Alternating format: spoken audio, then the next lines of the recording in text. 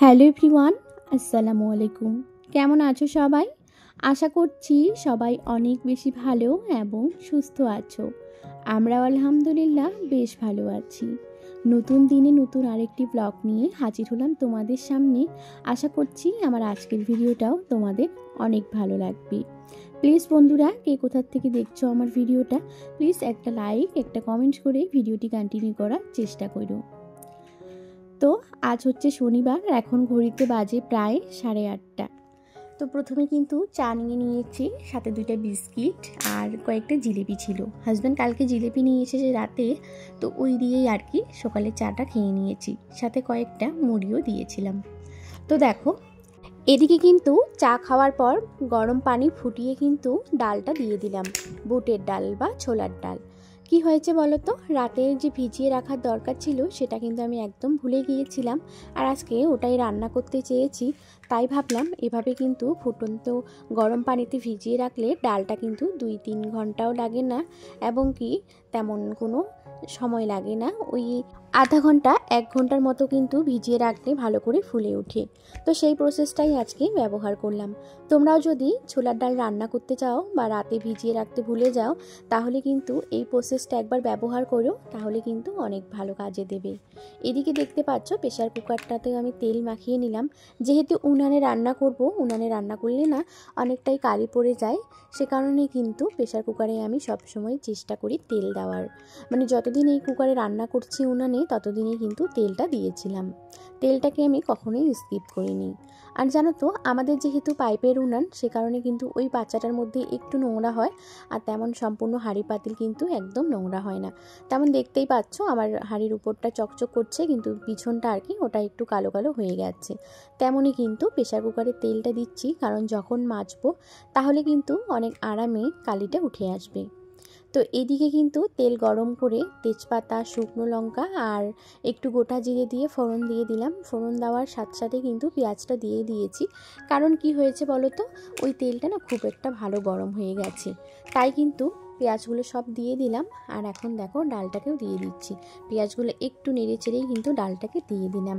আর জানো তো, আমি কিন্তু প্রথমে ভেবেছিলাম যে ডালটা হয়তো এভাবে সেদ্ধই হবে না, অনেকটাই ভয় পেয়ে গেছি, কারণ 11টা 11:30টার দিকেই কিন্তু আমার রান্না লাগবে, হাজব্যান্ড কিন্তু খেয়ে যাবে। তো এদিকে দেখো, এখন কিন্তু সব কিছু ভালো করে দিয়ে গোটা রসুন দিয়ে একটু নাড়াচাড়া করলাম।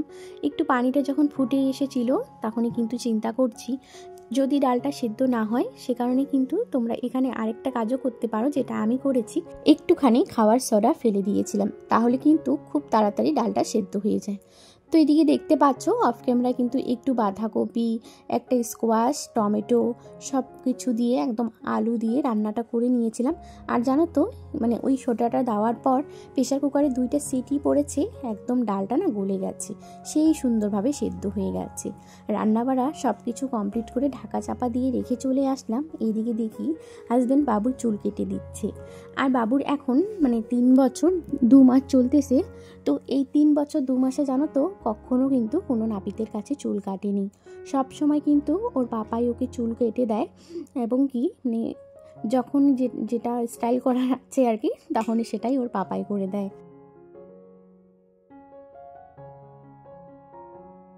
হাজব্যান্ডকে আর শাশুড়ি মাকে বললাম খাওয়ার জন্য, ভাত খাওয়ার জন্য। তো ওনারা বললো একটু পরে খাবে নাকি, তাই আমি চলে আসলাম আগে বিছানাটাকে ক্লিন করতে।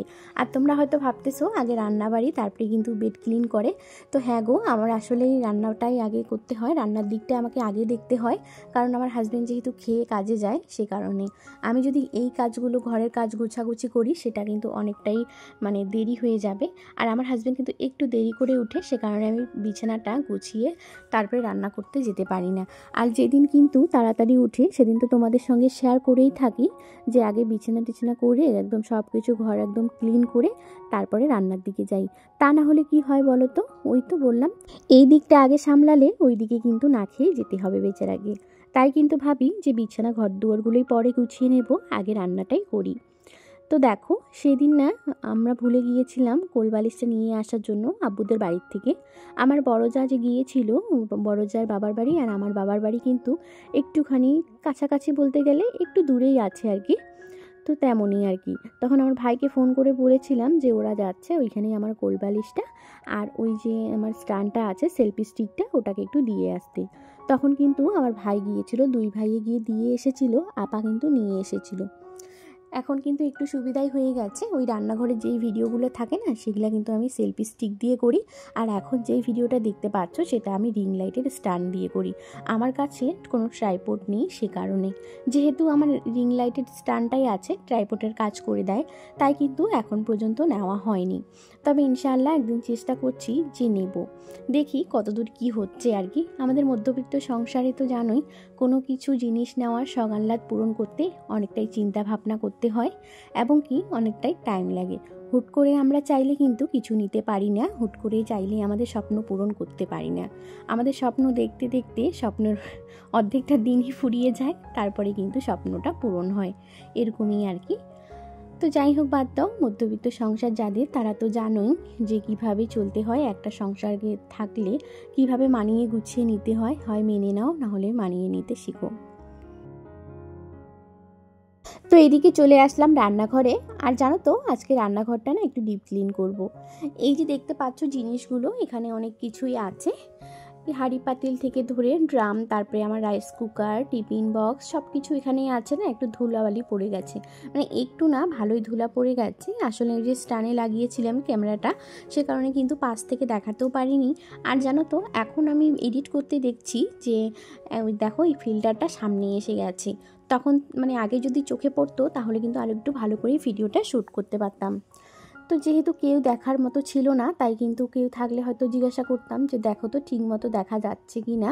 যেহেতু কেউ ছিল না, তাই কিন্তু ওভাবে যেভাবে পেরেছি ওভাবেই করে নিয়েছি। তো যাই হোক, বাদ দাও, এদিকে দেখো এখন একে একে সব কিছু ঝেড়ে রাখতেছি। আর জানো তো আজকে কিন্তু ভেবেছিলাম যে রান্নাবাড়ি করে আগে কিন্তু সব ডিপ ক্লিন করব, যেহেতু রান্নাটাও তাড়াতাড়ি হয়ে গেছে, ওই 11টার দিকেই আমার সব কিছু রান্নাবাড়া কমপ্লিট। তাই ভাবলাম এর বাকি সময়টা এখনই স্নান করলে তো এখনই ঘুম পাবে বা শুয়ে থাকবো, তার থেকে বরং এদিকে আমার কাজও হয়ে যাবে আর এদিকে আমার ভিডিও করাও হয়ে যাবে। তো দেখো ডিপ ক্লিন করতে গিয়েই কিন্তু এতটা মুশকিলে পড়ে গেছি যে সব কিছু ঝেড়ে পরিষ্কার করে তারপরে রাখতে হচ্ছে। আর এখানে যে কলসটা আছে সেটাকে আমি রাখতে চাচ্ছিলাম ভালো করে, তখন একদমই পারছিলাম না, মাথায় বুদ্ধি প্রথমে আসছিল না যে সব কিছু আগে চাপাই দিয়ে তারপরে ওটাকে রাখি। পরে কিন্তু দেখো একটু চাপাই দিয়ে রেখে দিয়েছি না, তখন ঠিকঠাক হয়ে গেছে। আর এদিকে একটা ফ্যান দেখতে পাচ্ছ, টেবিলে একটা ফ্যান আছে, এখানে একটা ফ্যান আছে। আমাদের বাড়িতে মূলত 4টা কি 5টা টেবিল ফ্যান আর কি। এখন যেহেতু সব ঘরেই, আম্মুর ঘরেও সিলিং ফ্যান, আমাদের ঘরেও সিলিং ফ্যান আছে, সে কারণে কিন্তু টেবিল ফ্যানগুলো এভাবে উঠাই আছে। তো দেখো বন্ধুরা, এখন কিন্তু রাতে আমি ভয়েস দিচ্ছি, আর বাবু কিন্তু কথা বলছিল, তার পাপা এসেছে সেটাই আমাকে বলছিল। তো প্লিজ তোমরা একটু মানিয়ে নিও, কারণ ছোট বাচ্চাকে নিয়ে ভিডিও করলে তো জানোই ভয়েস দিতে গেলে অনেকটাই সমস্যা। ভিডিওটা যেমন তেমন করেই হোক না কেন, কিন্তু ভয়েসটা দিতে গেলে না একটু প্রবলেম হয়েই যায়, কখনো কখনো বারবার আটকাতে হয়, কখনো ঠিক করতে হয়, মানে এটা নিয়ে কিন্তু অনেক কথা। তো দেখো এদিকে কিন্তু এখন টেবিলটাকে পরিষ্কার করে নিয়েছিলাম। আসলে না আমি ভিডিও অন করতেই ভুলে গেছি, মানে ভিডিওর ওখানে এমনি এনে তারপরে কিন্তু টেবিলটা পরিষ্কার করেছিলাম। হঠাৎ দেখি একদম ক্যামেরার যে ফ্ল্যাশটা ছিল সেটা বন্ধ হয়ে গেল, তখনই আমি দেখতে পেলাম ঘরটা ঝাড় দিয়ে নিয়েছি, ঘরটা ঝেড়ে নিয়েছি, একটু মাকড়সার জাল হয়ে গেছে, ওই যে দেখো হালকা ফুলকা এখন দেখা যাচ্ছে। তো সব কিছু একদম ঝেড়ে নিয়ে তারপরে কিন্তু এদিকে যে কভারটা দেখতে পাচ্ছ, টেবিল কভারটা উঠিয়ে রেখেছি, এখানে যে পাটিটা দেই সেটাও কিন্তু উঠিয়ে রেখেছি ধোয়ার জন্য। তো দেখো এখানে কিন্তু বের করে নিয়েছি ধোয়ার জন্য। তো এখন কি করব, এই পাটটাকে আগে ধরি, এটাকেও একটু পরিষ্কার করতে হবে, সাথে কিন্তু গ্যাসটাও পরিষ্কার করতে হবে, কারণ গ্যাসটার মধ্যেও একটু নোংরা নোংরা হয়ে গেছে। তো এই তরকারি রান্না করলে আর কি ঝোল টোলগুলো একটু ছিটকে পড়ে কেমন হয়ে যায়, তাই ভাবলাম যে ওইটাকে পরিষ্কার করে নেবো, এটার সাথে এটাও করে নেব। তো চলো এটা এখন পরিষ্কার করে নিই। আর এখন বাজে দাঁড়াও দেখি, এই 1টাই বেজে গেছে আর কি, 12টা 57 হয়ে গেছে, গোসল করতেই যেতে হবে, লেট হয়ে যাচ্ছে। তো এই পাটটাকে আগে পরিষ্কার করে নেব সম্পূর্ণ, সাথে গ্যাসটা মুছে নেব, তারপরে কিন্তু গোসলটা সেরে নেব। তো চলো সম্পূর্ণ ভিডিও দেখতে থাকো, আশা করি আজকের ভিডিওটা তোমাদের অনেক ভালো লাগবে। এইদিকে এখন চলে আসলাম, এই যে মশলা ডিব্বাগুলো দেখছো না, কয়েকদিন থেকে তো ওই আপাদের বাড়িতে ছিলাম, সে কারণে কিন্তু মশলা ডিব্বাগুলো আর পরিষ্কার করতে পারিনি, বাড়ি এসেই কেমন জানি হয়ে গেছে দেখতেছি। তো ভাবলাম আজকে একটু পরিষ্কার করে নিই। তো দেখো তার আগে কিন্তু সব কিছু বের করে নিয়ে, যেহেতু ডিপ ক্লিন করছি তাই ভালো করেই করি, সব কিছু একদম ওখান থেকে সরিয়ে নিয়ে এই যে তাকটা দেখতে পাচ্ছ, তো সেন্টার টপ আর কি যেটাকে বলে, তো সেটাকে একটু ভালো করে পরিষ্কার করে নিচ্ছিলাম। প্রথমে ডিপ ক্লিন করে নিচ্ছিলাম, মানে প্রথমে এভাবে ঝেড়ে নিয়ে তারপরে কিন্তু পরে একটু অফ ক্যামেরায় সাবান দিয়ে যে উপরে দেখতে পাচ্ছ সাদা কালো বলে অংশটা, সেটা না একটু ডলে ডলে ভালো করে ঘষে নিয়েছিলাম। তো দেখো গ্যাসের টেবিল মানে গ্যাসটার নিচের অংশটাও কিন্তু একটু কেমন জানি লাগতেছে, সেটাকেও কিন্তু গ্যাসের চাবি নামিয়ে দিয়ে এটাও পরিষ্কার করে নিলাম। এখন কিন্তু গ্যাসটাকে ভালো করে একটু সাবান দিয়ে কিন্তু ঘষে নিচ্ছি, কারণ ওই গ্যাসের উপরটা না একদম তেল চিটে ভাব হয়ে গেছে, আর ওই তরকারির ঝোল টোল পড়তেছে, আর চায়ের যে লিকারটা থাকে না সেটা যখন তখন পড়ে যায়, তাই কিন্তু এভাবে ভালো লাগছে না। তো আমি ভাবলাম যে যেহেতু ডিপ ক্লিন করছি সবই করি, কিন্তু জানো তো একটাই আফসোস যে দুইটা জিনিস করতে পারিনি। একটা হচ্ছে ওই উনানটা লেপতে পারিনি, আর একটা হচ্ছে ঘরটা ঝাড়তে পারিনি। তাছাড়া কিন্তু সব কিছু এগুলো হয়ে গেছে, মানে পরিষ্কার পরিচ্ছন্ন করা হয়ে গেছে। সাথে কিন্তু ফিল্টারটাও আছে, ফিল্টারটাও কালকে করে নেব, চেষ্টা করছি আর কি, আল্লাহ যদি ভালো রাখে কালকে এই কাজগুলো করে নেব, যেগুলো আজকে বাকি পড়ে গেছে সেগুলো কালকে দেখতে হবে। এদিকে কিন্তু মশলার ডিব্বাগুলো সব কিছু নামিয়ে একটাকে ভালো করে একটু ঝেড়ে মুছে পরিষ্কার করে নিয়েছি। আর এই যে দেখতে পাচ্ছ মশলার ডিব্বাগুলো তেমন আজকে আর সাবান সাপ দিয়ে কিছুই ধুইনি, কারণ তেমন একটা ওগুলো ভিতরে ছিল তো সেইভাবে নোংরা হয়নি। তাই কিন্তু আমি যখন আপাদের বাড়ি যাই তার একদিন আগে কিন্তু সব কিছু ডিপ ক্লিন করেছি, বা ওই দিনেই কিন্তু করেছি, তোমরা দেখেছো হয়তো।